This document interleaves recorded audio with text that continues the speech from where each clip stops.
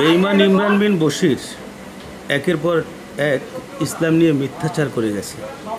আর যারা ওর এই কথাগুলো বিশ্বাস করতেছেন তাদের কাছে আমার একটা প্রশ্ন, পৃথিবীতে যত মানুষ আছে শুধু মুসলমানরাই না, ইসলামের গবেষক যারা আছেন, বড় বড় পণ্ডিত, তারা কি ইসলামের গবেষণা করে না, করতেছে না?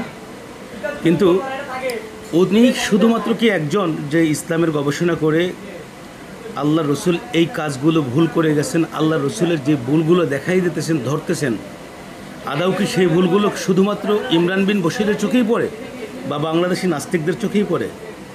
সারা বিশ্বে অন্যান্য অমুসলিমরা পর্যন্ত আল্লাহ রসুলের জীবনী ইতিহাস নিয়ে গবেষণা করে যাচ্ছে, কই তারা তো ভুল ধরলেন না।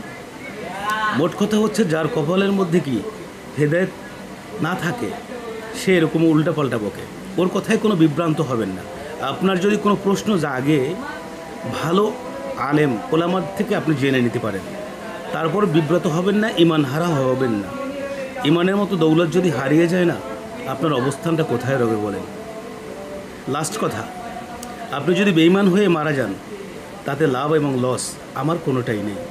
কিন্তু আপনি আমার মুসলমান ভাই হিসাবে আমি বলবো যে সারা দুনিয়ার মধ্যে মুসলমানদের অবস্থান আপনি দেখেন, ইমানের নজর দিয়ে দেখতে হবে। বেঈমানের চক্ষু দিয়ে দেখলে আপনি কোনো এর থেকে স্বাদ গ্রহণ করতে পারবেন না।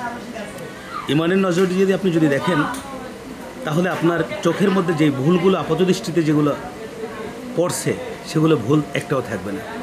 ইসলামকে জানা এবং খুব সহজ হয়ে গেছে, খুব সহজে আপনি ইসলামকে জানতে পারবেন বিভিন্ন উপায়ে।